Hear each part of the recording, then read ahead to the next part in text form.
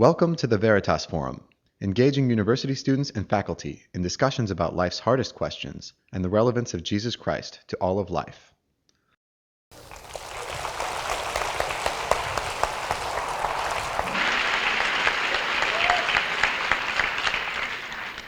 Thank you, my friends. Gosh, so many people to thank for just putting us here together. Veritas Forum especially, thanks to the Ohio State University. You know, my daughter was born here. She was almost in tears as I left her to come back to the school that birthed her. Scarlet and gray, she breathes. Especially thanks to Kevin Scharp, who I just met today. He's a great guy. I'm just so excited to share the stage with him and just hang out with him, see what he has to say. So, today we're here to talk about the big questions in life. That's what college is about. That's what the university education is. You're not here to talk about nerdy things, but the big things, right? Not the technical things, but the big things. What is truth? Is there God? What is the meaning of life? And to me, most importantly, why are Ugg boots so popular? I just don't get it. Anyway, but each one of us has our own perspective, has our own worldview as to what truth is, what meaning is. You guys saw the little clip, the little video? We all have our own thoughts on what reality is about. There are different kinds of truths with a capital T, different kinds of realities with a capital R. Here's an example of a mathematical truth, right? I'm a math prof, so I got to throw this out here. This is the Gauss-Bonnet theorem. There's an absolute math truth. It's gorgeous. It's just the integral of every point on a surface. If you take the curvature of every point, you add it all up. That's what integral means. It's equal to 2 times pi times the Euler characteristic of the surface. This is an amazing formula that encapsulates something visual in a really beautiful form. Some of you right now, when you see this formula, are getting a little excited, a little turned on. I can relate to that. It's good.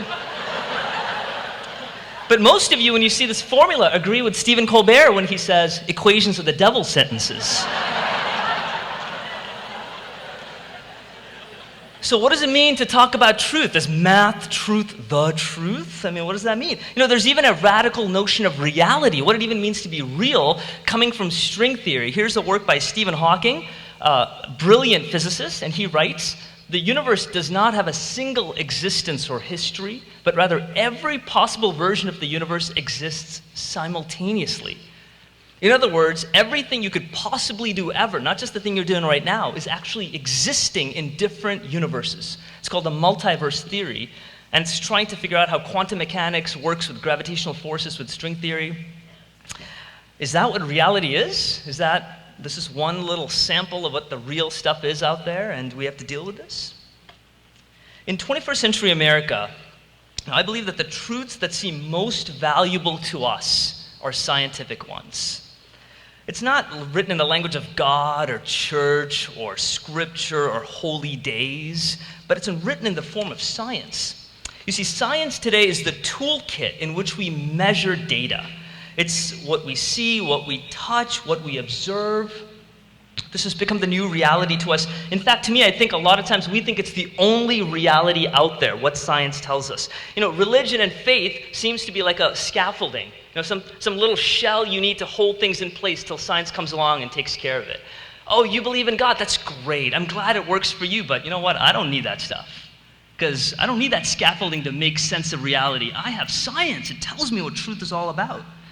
This is summarized best in the work of Michio Kaku, who summarized the work of Arthur C. Clarke's quote.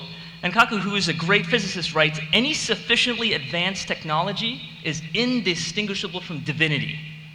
If we just go far enough in technology, we'll basically understand what you mean by God. That's all God is. It's something you need to put up temporarily to figure out what's really going on in this world. How did we get here? Black is the new white and science is the new God. When did this happen? Has this always been the case? Let me pull you back a little bit. In the Renaissance era, art, music, science, literature, faith, reason, beauty were all put into a pot and mixed up. Nobody cut these things into pieces. You look at the work of Leonardo da Vinci. He wasn't just a scientist who worried about how cadavers were drawn and worried about how engineering systems worked. He was at the same time an artist. You can't cut the guy up into pieces. He was one piece. You have beautiful paintings, beautiful poems, beautiful cathedrals, which are architectural, religious, everything mixed together. And then in the 1750s, Enlightenment era came. Right here it said, science is advocated as the primary source of authority. Ideas must be tested, they must be measured and evaluated. Hey, you just can't tell me that the sun is the center of our solar system. Prove it, convince me, test it for me. That's what the Enlightenment era says. And I, my friends, am a huge fan of that era. I love it. It's given us cars, it's given us vaccines, it's given us huge Oreos. All of this, because of science, has pushed us forward. Unfortunately, it's taken us, to me, I believe, to an extreme setting. Let me show you what the Renaissance era had. It had math and art put together. Faith and reason, religion and politics, supernatural and natural. Let me just explain the religion and politics thing. You know, religion to me is how you answer the questions that are big. You know, what is the point of life? What is the purpose of who we are? That's the big question. That's what religion's about. Politics is how you handle day-to-day stuff, like what should divorce laws be like? What should be the speeding limit? And of course, the way you think about the world is going to influence the way you think about politics. They're related. And the Renaissance had it together, and the Enlightenment era split them apart. In fact, it says one is against the other. You have to pick faith or you have to pick reason. There's no way you can have both. You pick math, the nerdy world, or art, the flu-flu world. You can never mix those two things together. You see, Enlightenment, I think, tries to clean things up, tries to organize, tries to remove the mess of life. But my friends, the mess of life to me is fantastic. Let me give you an example of something that's messy and fantastic. Grater's ice cream. Oh my goodness, if you don't believe in a God, just eat that thing. Black raspberry chip, it is so much more than saying that, oh, it's just a signal to my brain. It's so much more than saying it's the chemistry of chocolate that's soft and yet in ice cream. How is this possible? It's so much more than saying it's nutrient to my body, and somehow, I don't know why, but if you don't like Grater's, there's Jenny's. Right? Wild blueberry lavender, salted caramel. Oh my goodness, messy and gorgeous at the same time. You know, due to the Enlightenment, do you not realize that we don't eat food anymore? We actually eat nutrition labels. We cut things into so many pieces that the mess is gone. Let me tell you something else that's messy and fantastic. Women. Relationships. Love. Dating. Marriage. Sex. Totally messy. Fantastic. Let me give you a particular example in my personal situation. Here's my family. Exactly right. You say that, right? Yeah. Oh, whoa. There's my wife, queen of the universe. I adore her. But if you notice, we don't look alike. She's Chinese. I'm not. The first thing she'll tell you is, don't marry outside your race. Because life sucks when you do. Marriage is hard enough as it is, and then you marry this brown guy. What the heck? You think that's bad. Then we have those 3 kids, 2 on the left, 2 on the right, and 1 on the left. And their life is messed up, right? What's their identity like? They're growing up in America with an Indian guy and a Chinese woman. You think that's bad. Then there's that cute little one we just adopted. White baby, blonde hair, blue eyes. Yeah, you're talking about mess. Get there. But yet, you see, my life is filled with pain and wonder and joy and amazement. That's part of it. It's not cutting it up into pieces. So here's what I believe. Wherever meaning, truth, and reality is, whatever we talk about with the capital T, with the capital R, I need it to be grounded in the everyday of reality. That's what I want. I don't want to talk about hyper this or superficial that. I want it grounded in this. Explain it to me in this. We must deal with truth that deals with food, music, art, justice, sex, pain. It must handle these things. And I think today the Enlightenment mindset is not designed for it. It is a beautiful thing that was designed in the 1750s. It asks us to break free from the Dark Ages and to think about great things and push the Renaissance forward. But now we put all the weight, every bit of our chips and money and thought into the Enlightenment way of thinking about it. It's an old model that is failing us. Here's what Stephen Hawking writes about models in physics. He says this: when a model is found lacking, a common reaction is to say the experiment was wrong. If that does not prove to be the case, people still often don't abandon the model, but instead try to save it through modifications. He says, it's so hard for you to let go of a physical model to move on to something cooler and greater. And I believe that's what we're doing today. We're still stuck in the Enlightenment era. We're not willing to let it go. We keep modifying it and tweaking it. We need something bigger, something better that can handle the reality that we have. And so this new model does not ask that I'm telling you to throw away enlightenment, to throw away the science and the beauty that we have. It's gorgeous. I'm a scientist. I lose my job. I don't want you to throw it away. I love it. But I want you to take it and expand it and push it further. And in my personal search, for me, there's only one place that I found that actually handles the big questions in life and at the same time is grounded in reality. And to me, that's the Christian faith. I'll tell you why. As a scientist, I'm trained in logic. I want to break things down to a certain degree. Why is this faith, why is the Christian faith attractive? I mean, to a scientist, why do I like this? Well, the Christian faith has several similarities to other great faiths. I guarantee it. It has the same similarities and threads as the great faiths of the world.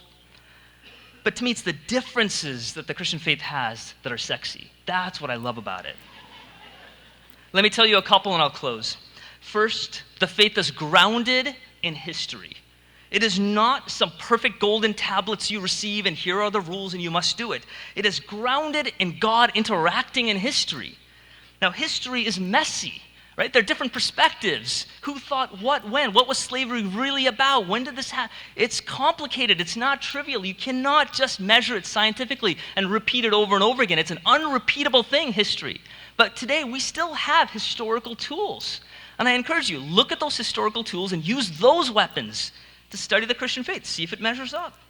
The Bible is basically a record of God hanging out with the people and seeing what happened. And the climax of the Christian faith happened 2,000 years ago. And the life, the death, and the resurrection, this historical event that I believe is true of Jesus Christ, of this guy named Jesus who lived. It's not personal truth. It's not a mathematical truth. It's a historical truth. And to me, I found that really attractive. You can actually measure it in some way.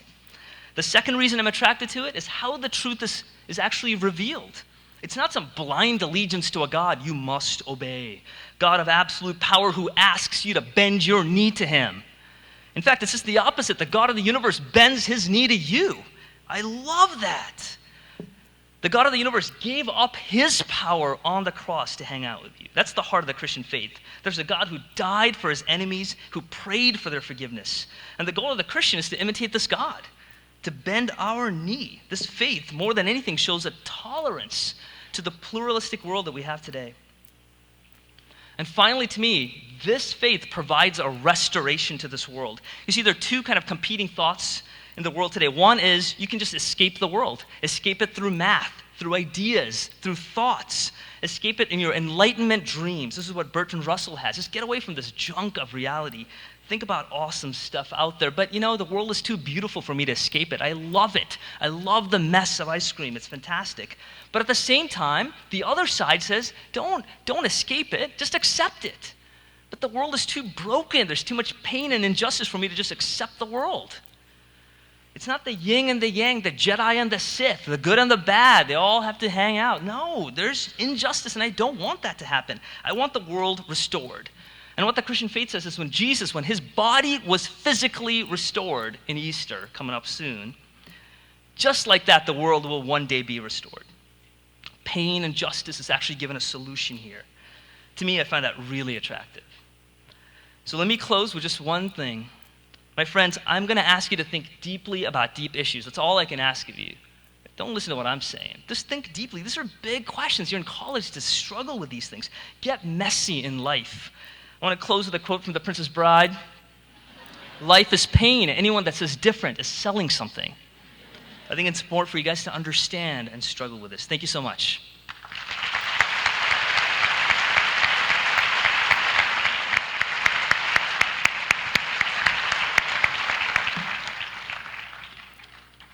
So, thank you to the Veritas Forum for putting this all together, and thank you to Professor Devadoss for participating, and Steve for moderating.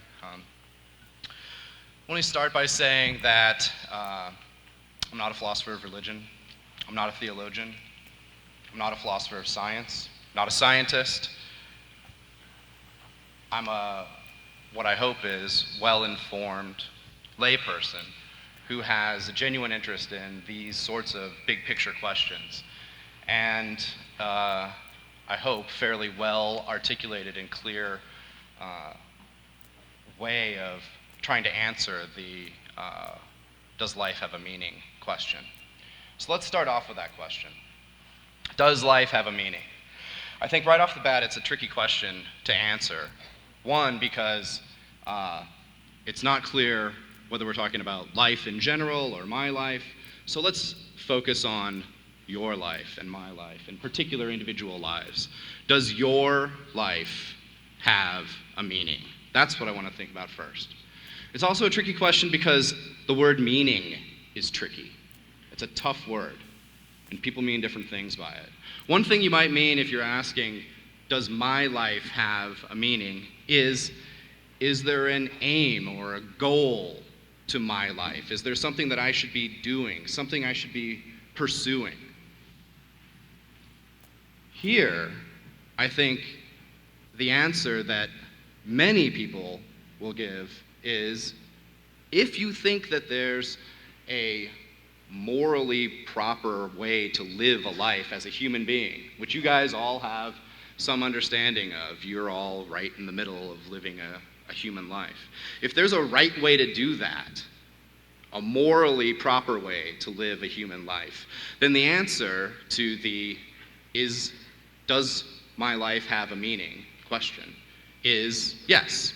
There is something that I should be trying to do, some overarching aim or goal of my life.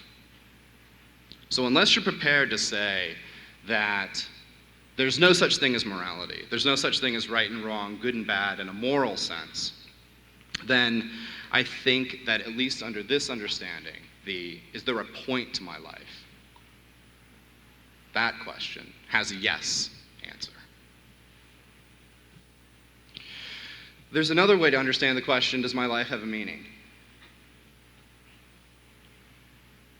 Here we're thinking of something like significance or importance, overarching significance or importance for my life. And that's a very different question. And it's this formulation of the question, is my life significant, where the theist has a fantastic answer. If you believe that the universe was created by an intelligent being, God, or a God, and you believe that your life was created explicitly and specifically to play a role in that intelligent being's plan for the universe, then you have a very nice, neat answer to the does my life have a meaning question, in the sense of, does my life have overarching significance? Does my life have importance that goes beyond the here and now? Philosophers frequently use the term teleology to cover things like plans and intentions and things like that. So we can say that on the teleological reading of significance, the answer for a theist is yes. For an atheist, it's much more difficult to try to give a yes answer there. There's a little bit of wiggle room here, but I think by and large an atheist ends up saying, no, there is no teleological significance to my life. If you don't believe that there is a entity that designed the universe and created you specifically for his or her plan for the universe, then it seems very difficult to think that it's very difficult to think that my life has a meaning in this teleological sense. However, I want to think for a second about a different way of understanding importance or significance. There is a sense of importance or significance that your life has that has nothing to do with teleology. For example, you can think about how to answer questions like, what am I? Where did I come from? What's my fate going to be? Those questions, I think, get very good evidence-based answers from the sciences. And by the sciences, I don't just mean physics and chemistry and biology, but of course, psychology and sociology and economics and all the rest. What kinds of answers do you get? Well, you are a Homo sapien. Homo sapiens are mammals, and so on and so forth about the type of entity that you are. You're also a physical object. You're composed of atoms. Those atoms are composed of smaller subatomic particles, and so on. Where'd you come from? Your parents. Where'd they come from? Their parents. Right? And so on, back a very long way, right? Back through all sorts of different species that no longer exist anymore. What's your fate? Well, you're going to die. So will everyone that you love and care about.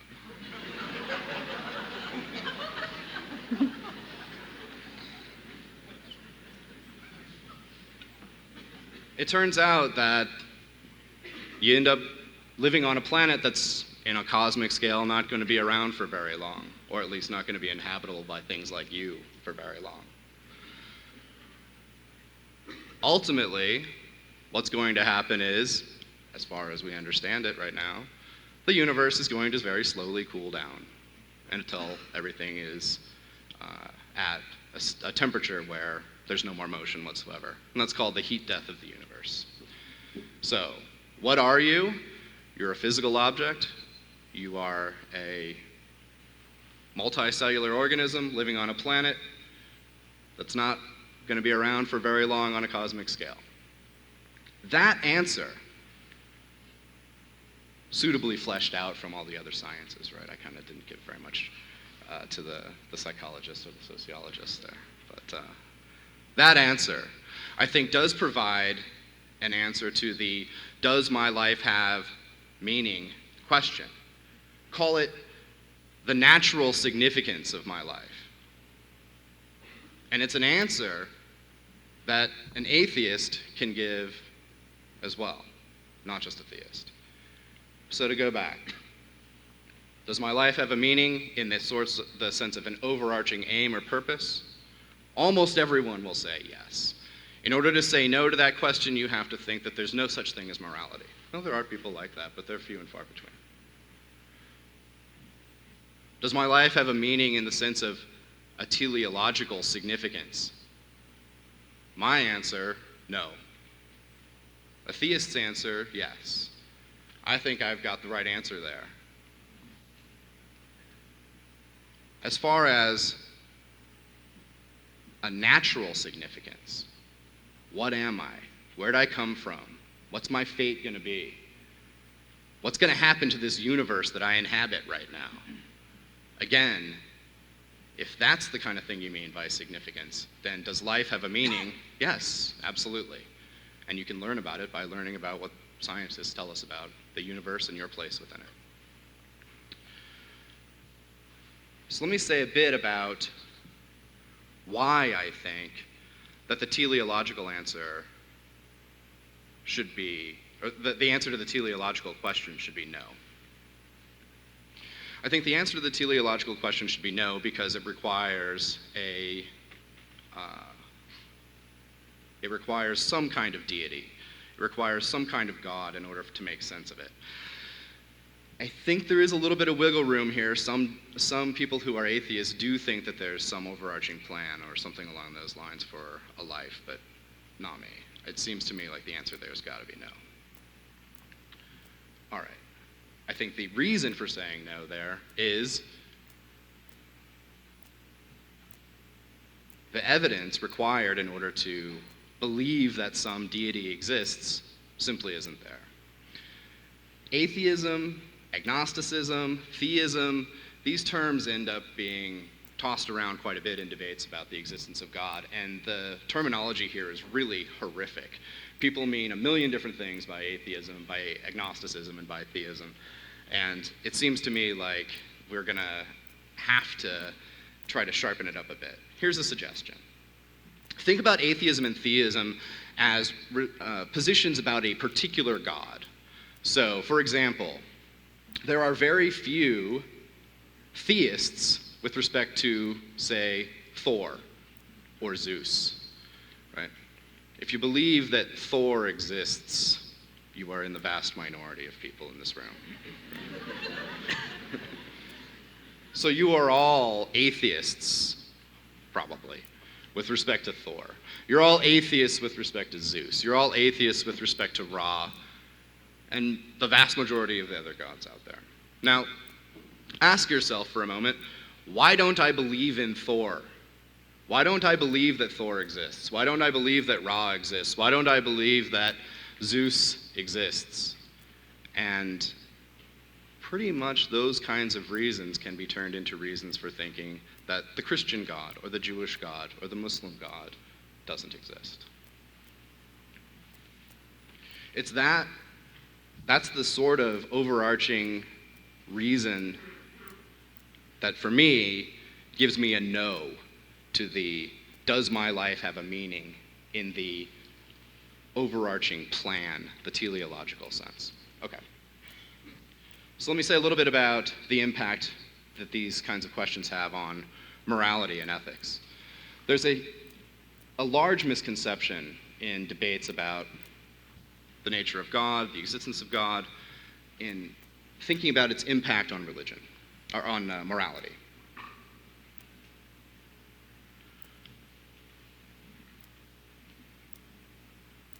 There's no sense in which an atheist has to say that anything goes.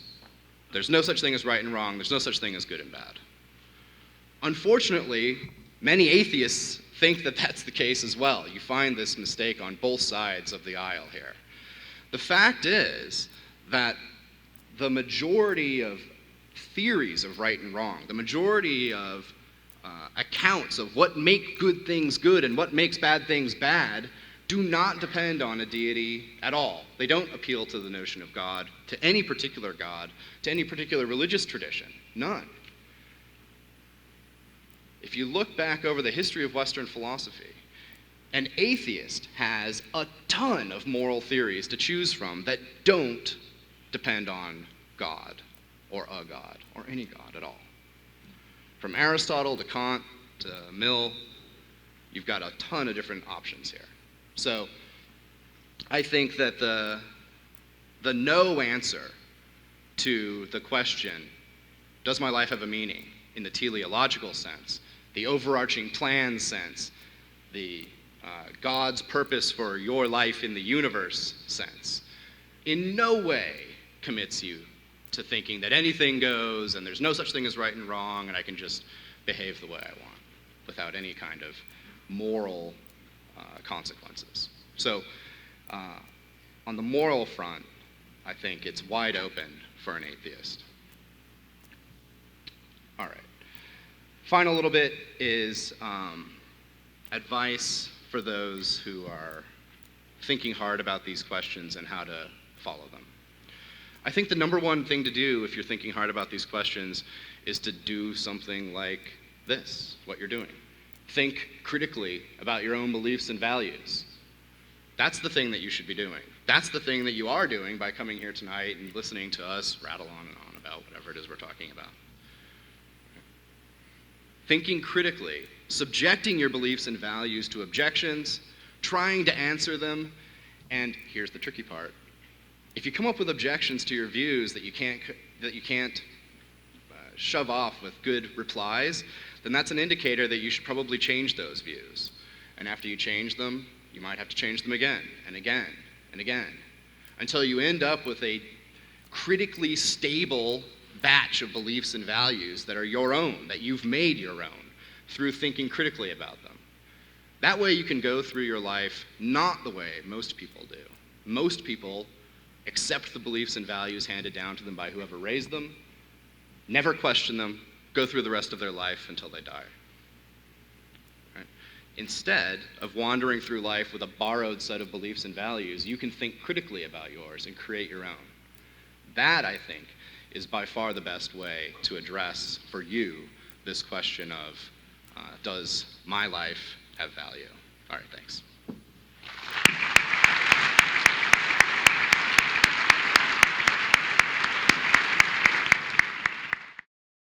So I'm going to start with Dr. Devadoss. One of the things you said in your talk was that what you like about specifically Christianity, but it sounds like it's kind of a general attraction, is this kind of messy truth where there's not a clean division between these standard economies between math and art and faith and reason and religion and politics and so on. And the reason you like that is because this Enlightenment model is failing us in some important way. And I just want to say a little more about what exactly that failure is. Why do we need this messier, ice creamy model and not the cleaner, tighter one? I think it's just a reflection of, maybe just to borrow a little bit about what Kevin was talking about, when he described us as people. As you said, from an economist perspective, we could be like this, from a biologist perspective, and those are all true.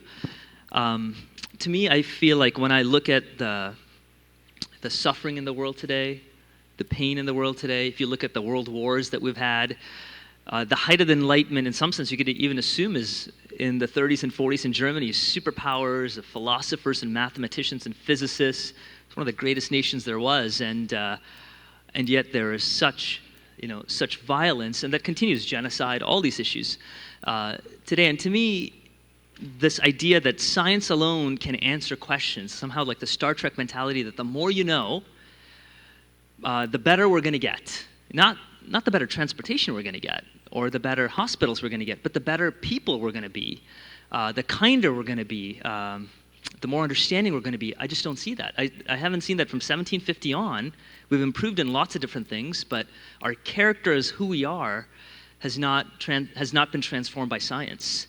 And thus, I think we shouldn't throw away science, because it's done a great thing for what it's capable of doing. But it needs more than just that. I hope that makes some sense. Do you want to respond to that? Yeah. So, what is it about our character that needs improvement? That's a great question. I think to me, all I was claiming is that, okay, so for example, if you look at the issues in Africa, right? Whether in terms of poverty, whether in terms of injustice. For me, a shining star in Africa that is really beautiful is South Africa, sort of how they handled apartheid, which you can imagine after hundreds and hundreds of years of apartheid regime, that there's actually a transformation by saying, we're going to forgive the Afrikaners and kind of move on. And that's kind of rare to see in this world. To me, that's what I would say is that human character, the human desire, which science, by breaking us down into economic pieces or historical pieces or biological pieces, doesn't get to an understanding of that kind of character transformation. Yeah. So, from my perspective, it seems like we have a very long, slow, difficult process through thousands of years of human civilization. Things don't change all that much for a very long time. They do change, certainly, but very slowly. You can expect to live pretty much the same kind of life that your parents lived, and you can expect your children to live pretty much the same kind of life that you lived for a very long time. Once we get the idea that we can use mathematics to model the natural world and explain and predict and control the physical world around us in the scientific revolution, then things start to change, slowly at first, but then faster and faster and faster. In a good way. In a good way. There are bad things as well, of course. Technology brings bad things too.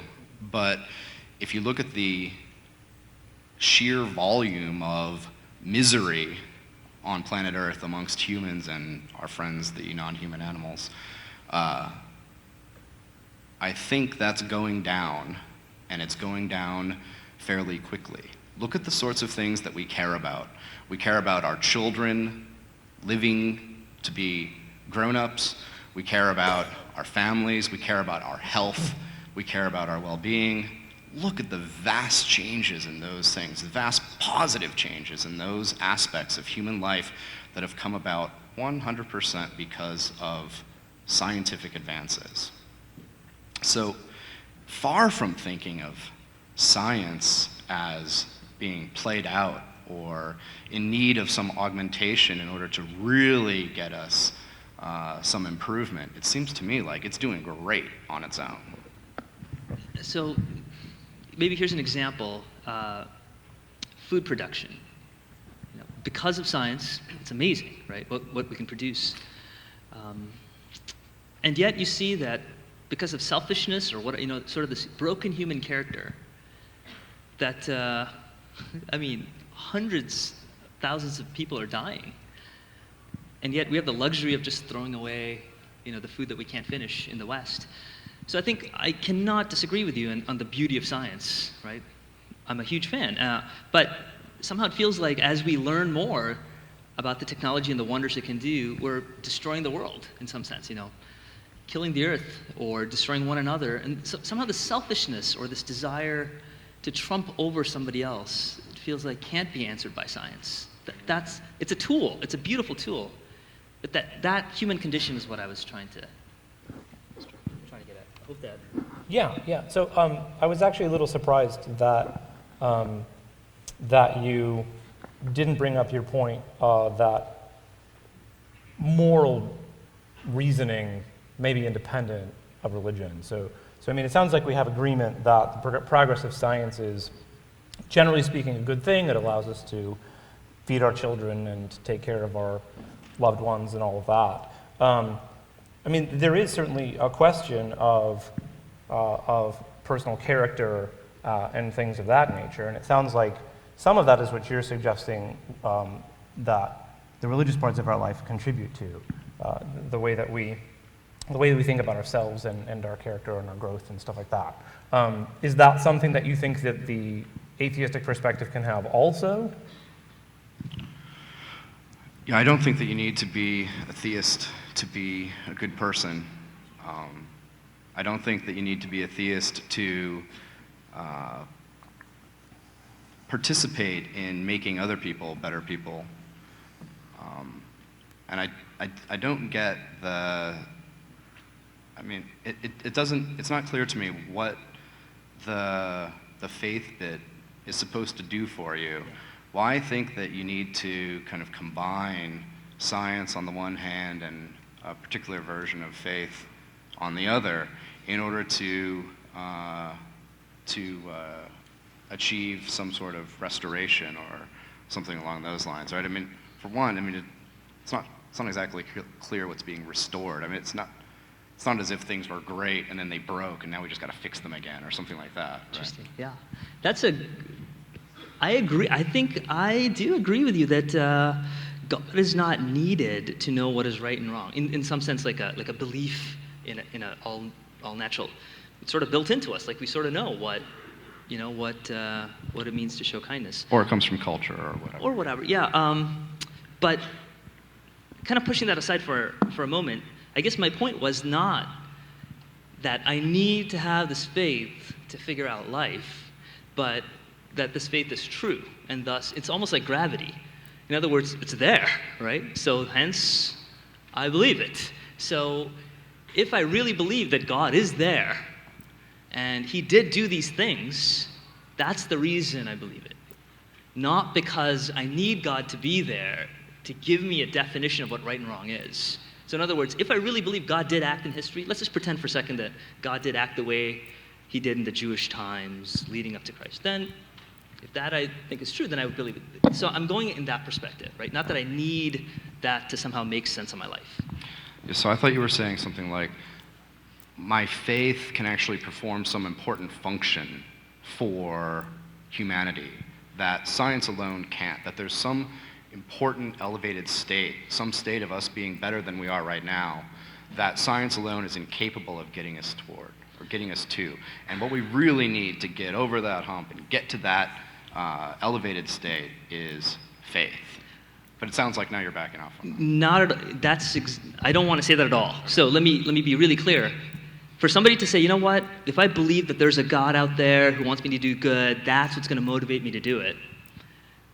It's almost like Santa Claus. Like, why have them? Just believe something more real and handle the reality of the world than this artificial fake construct that's going to fall and crumble on the floor anyway. So I don't think one should believe in a God to somehow add on to science as a little tag on. On the other hand, if historically God did do those things, then I think because of that, the world can be improved because that truth is already there. The historical truth is there. And because of it, the world can be improved of what the historical truth says.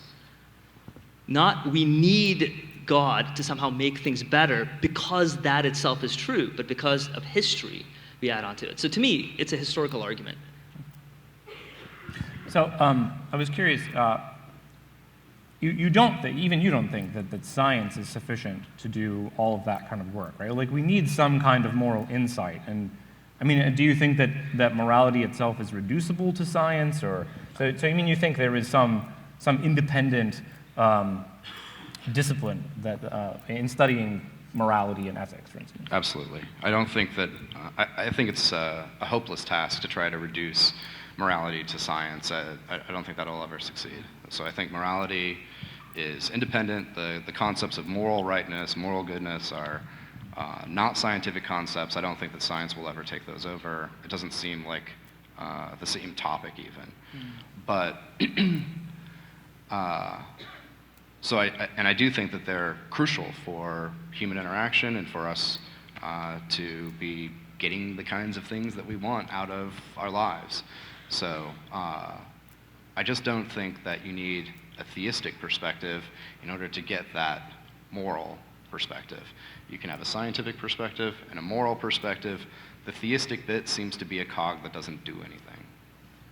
Maybe I can just ask a very particular question to kind of make sense of abstract things that I get confused about. And I guess that question has to do with reconciliation or forgiveness, something really concrete.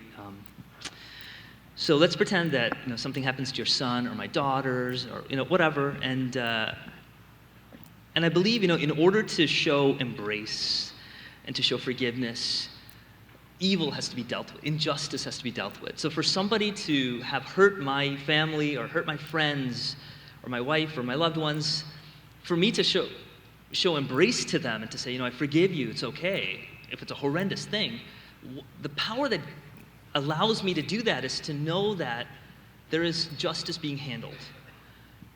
So how does that work for you? In other words, how does a sense of injustice, at the same time embrace and forgiveness, work for you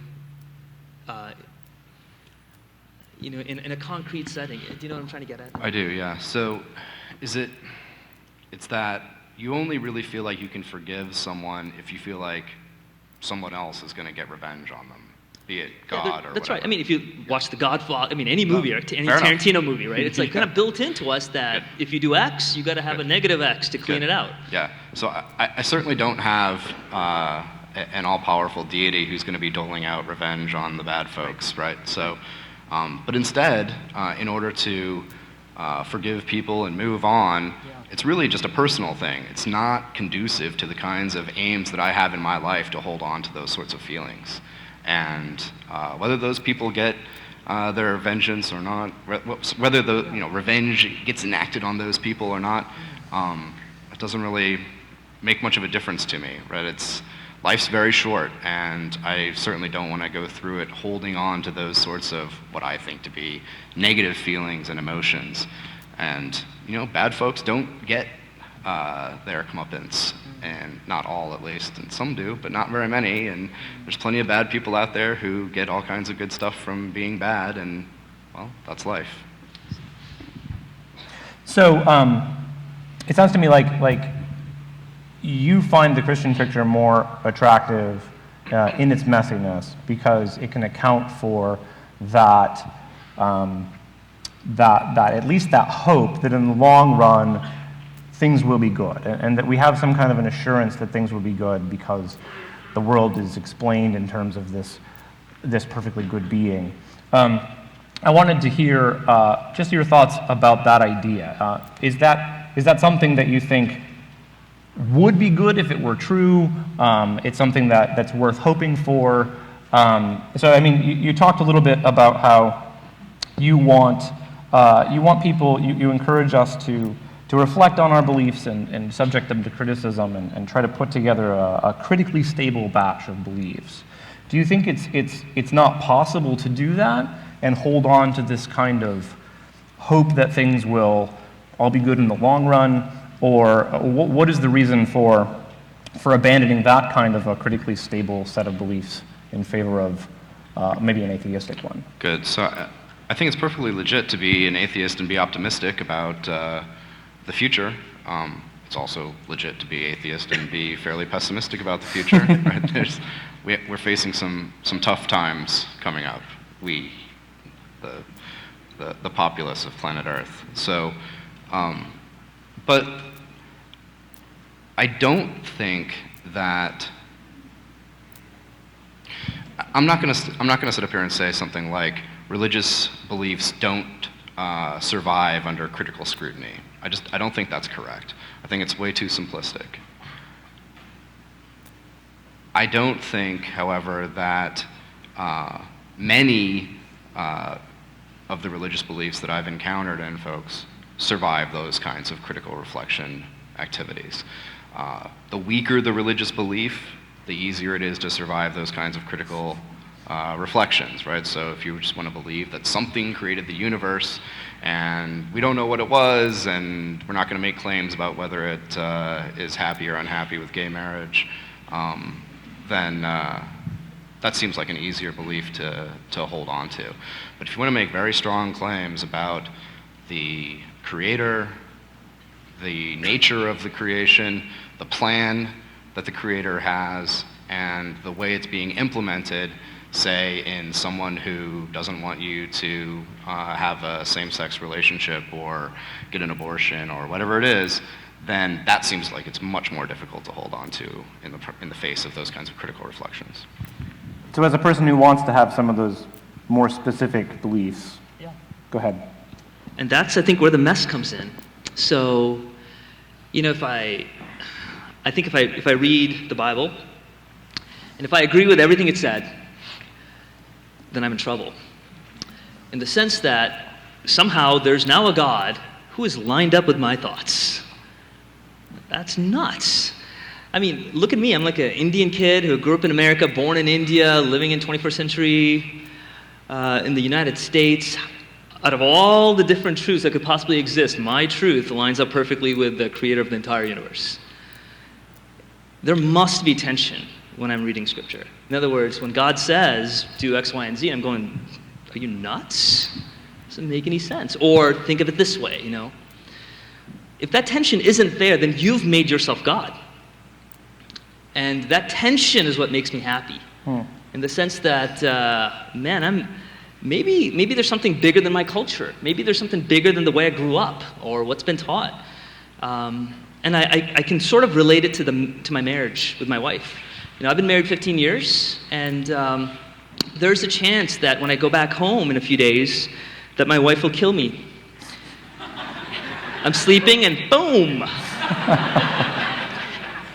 Now, because I've been married to her 15 years, the probability that that's going to happen is pretty slow, right? Really low. But maybe the first year was pretty high. Remember that I was telling you about the multicultural marriage thing? It was year 5 was 25%. Boom, right?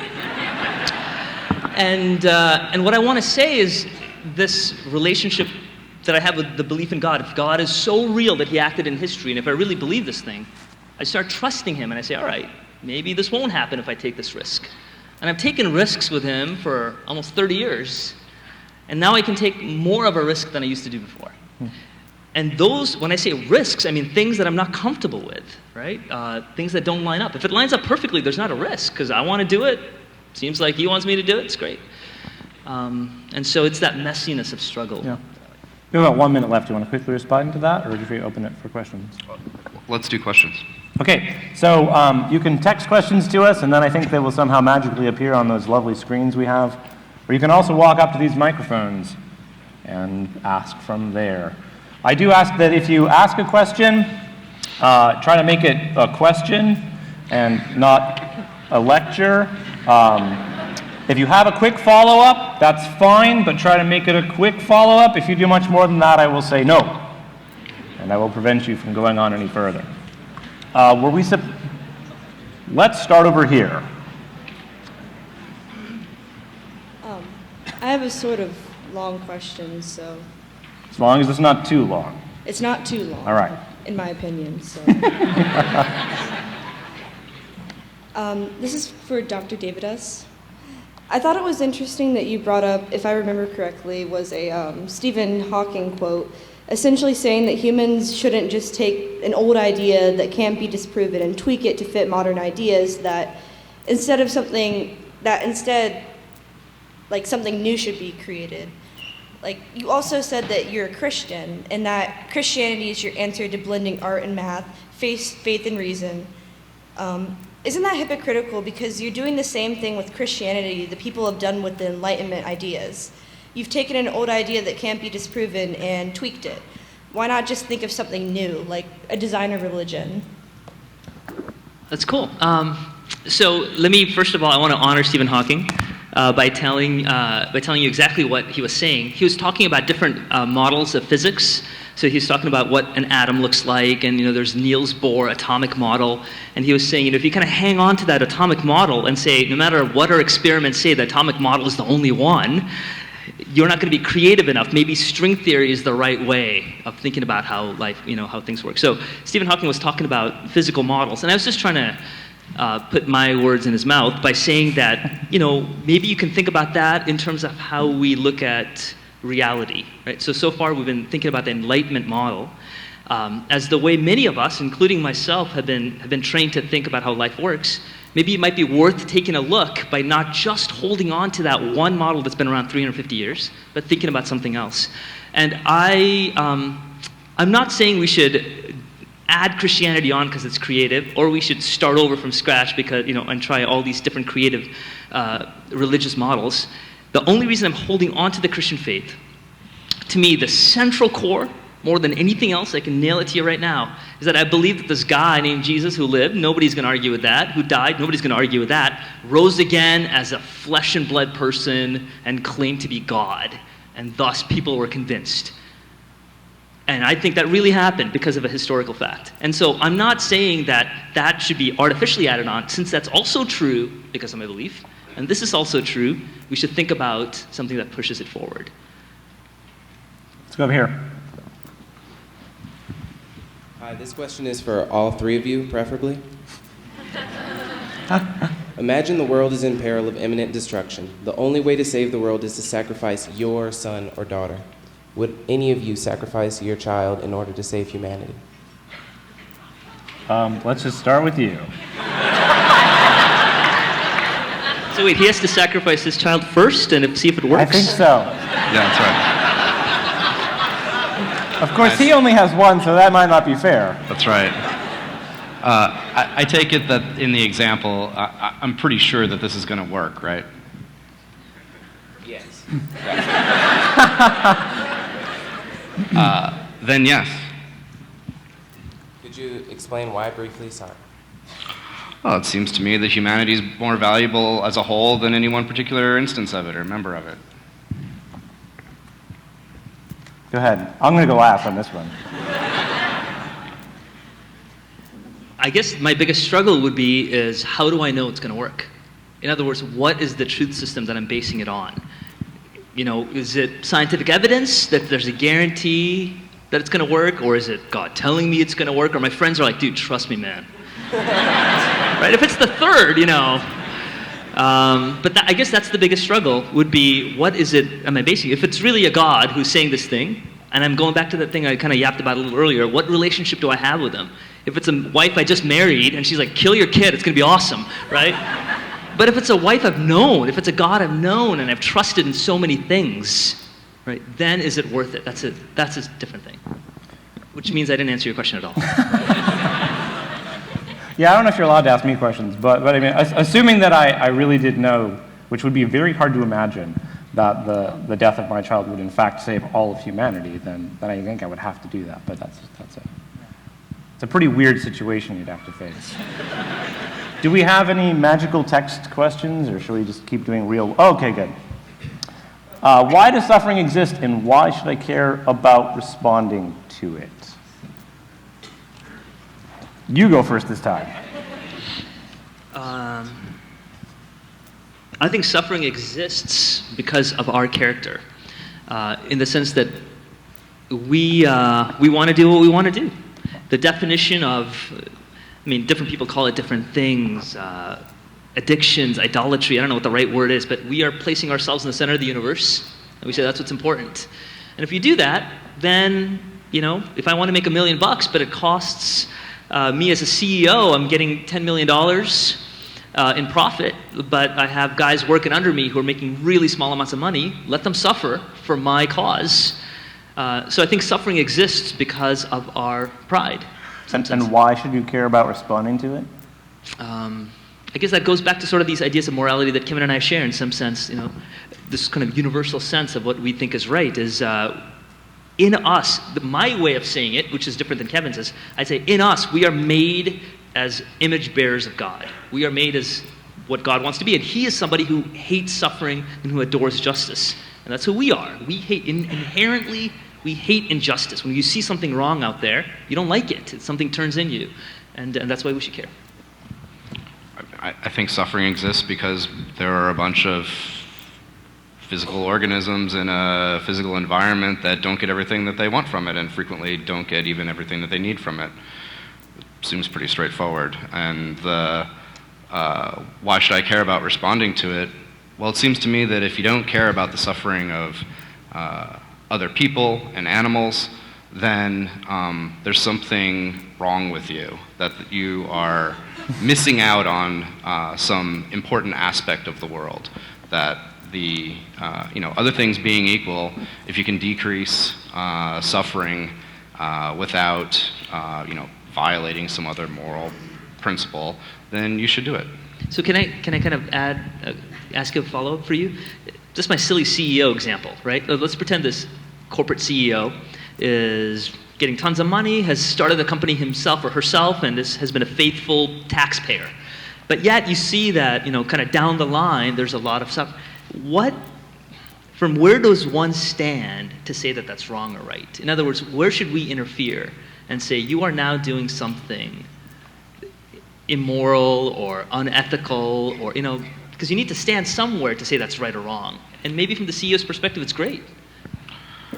Yeah, well, it's pretty good for the CEO so far, but I don't think that you need a particular place to stand in order to make moral judgments. Simply possessing the concepts of moral rightness and moral wrongness allows any one of us to make moral judgments about any activity that we have knowledge of. So I don't think it requires a special place to stand. It just requires being a moral agent, like we all are in this room.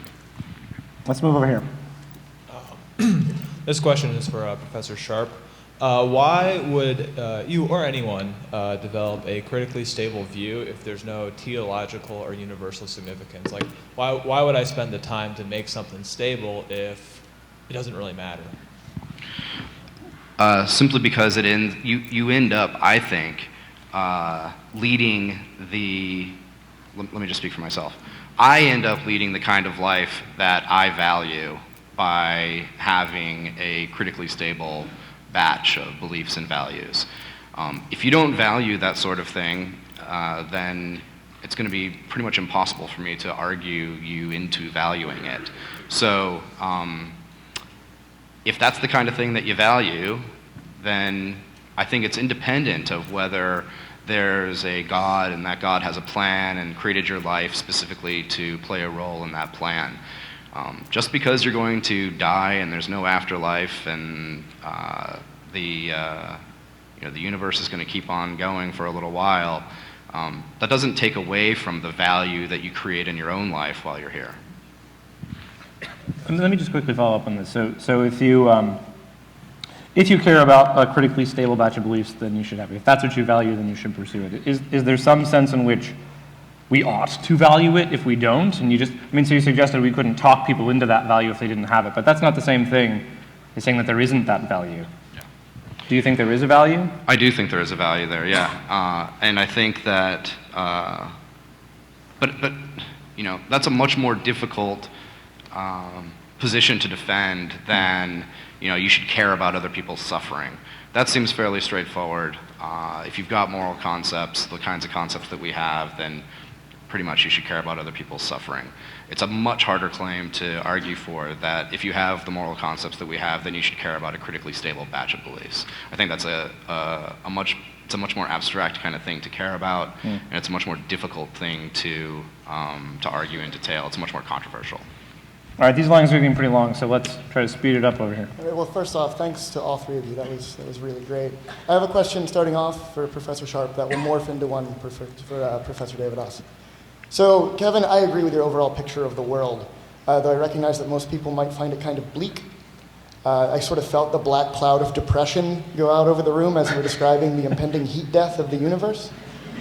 Now, I find that picture kind of inspiring and uplifting, but most people wouldn't.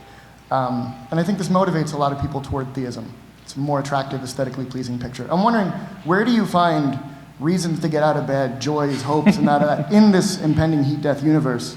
And Professor Devadoss, how much do these aesthetic considerations of what would just make for a prettier, better world if it were true play into your actual acceptance of theism? Let's go ahead, Sarah. I don't think I get an afterlife. I think this is it for me. And so every moment wasted laying in bed is a moment I never get back. I don't think that I'm immortal and my soul will go on living in a nice place or a crappy place after I die. So that's the reason I want to make the most of it while I can. This is all I've got. So I too find it inspiring. It comes off in some sense, there's a sort of humorous aspect to the kind of darkness associated with it, but I too find it inspiring, thinking about my place in the universe, the fact that the atoms that are in my body used to be inside of stars millions of years ago or billions of years ago. That's inspiring to me. Those understanding my place in the universe as a physical object, as a living organism, that's inspiring to me. I agree with you. That is pretty stunning what science tells us.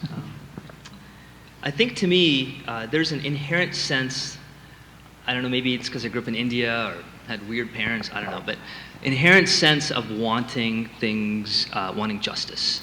So when Professor Scharp was saying, he has this power to, let it go, rather than hold on to it. I think that's fine. I do, if somebody cuts me off in traffic, after a little bit, I let it go, it's all right. But if it's far more serious, if things happen to my son or daughter, if things happen to my students, you can imagine incidents in Columbine or the shootings that you see, and I'm just thinking about myself as those parents, and I'm wondering, can I just let it go? And to me, that's why I want something in me, right? I'm not saying that's the 100% reason I get convinced, but there's something in me that says there needs to be resolution about a sense of justice that we have. And I hope that makes sense. Thank you very much. Do we have another text message question? Or, yeah, sure. All right, what personal reasons or events influenced your decision about religion? Well, you're the religious guy, so you go first.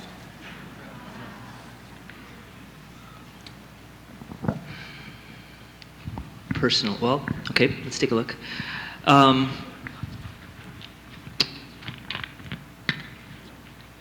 I could list them in not order of importance in the following ways. One was certainly just studying what different religions talked about. So here's sort of my way of thinking about it. Either there's no God, which is a fair assumption to make, right, to be an atheist, or there's a God who doesn't even hang out with us. He sort of created things and left. That's sort of an atheistic perspective to me, right? Why even care about this guy?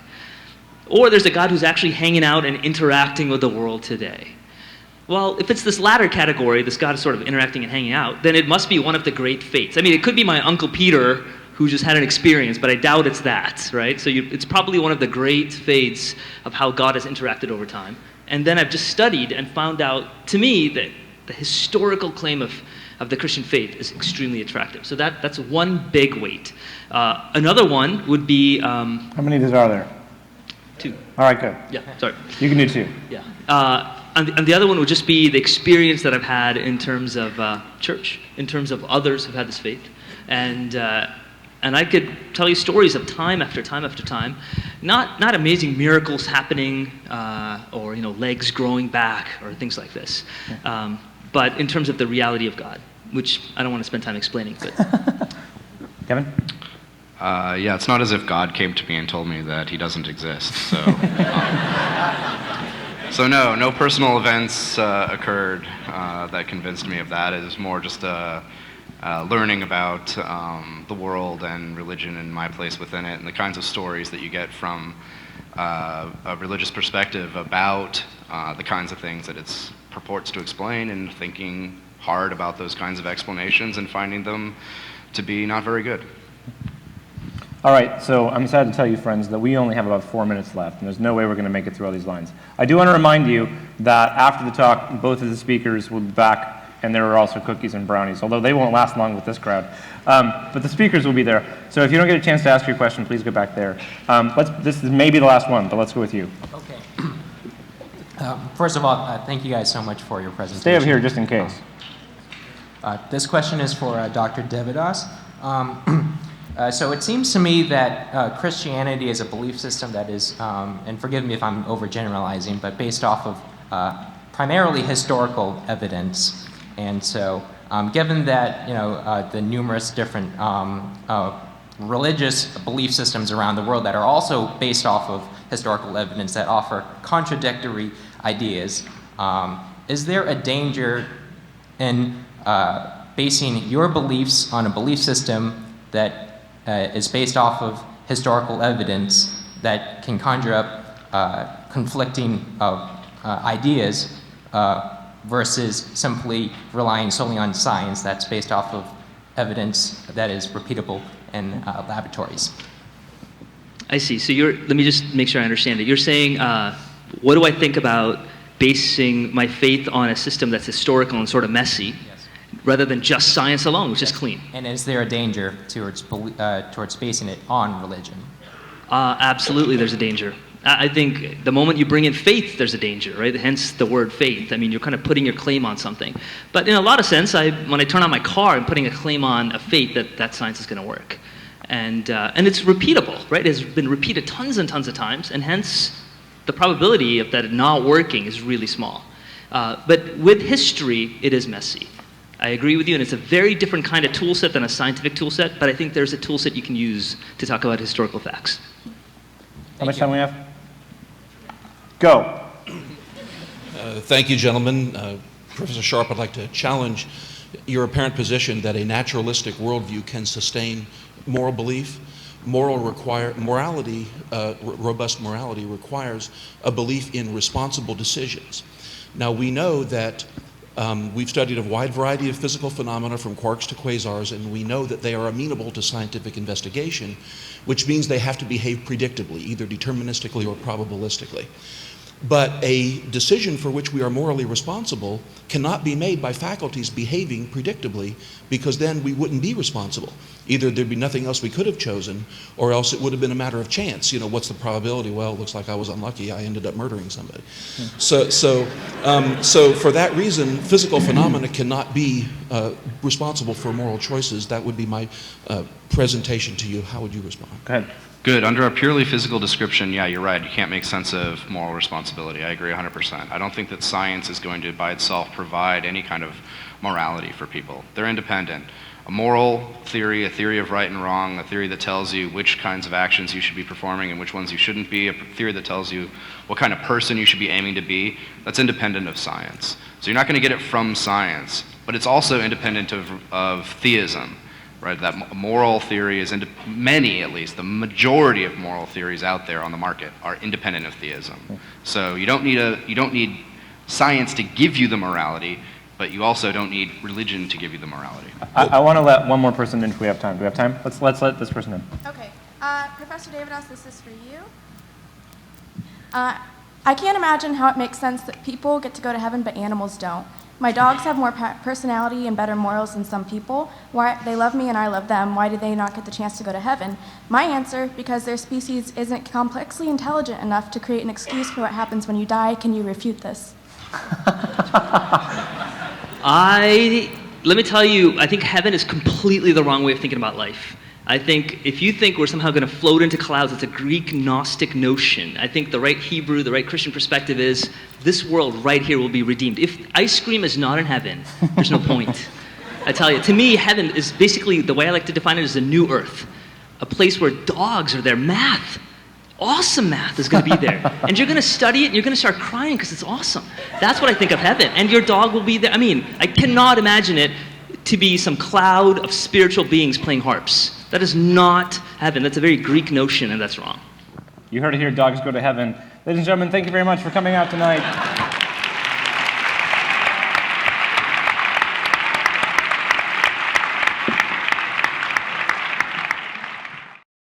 For more information about the Veritas Forum, including additional recordings and a calendar of upcoming events, please visit our website at veritas.org.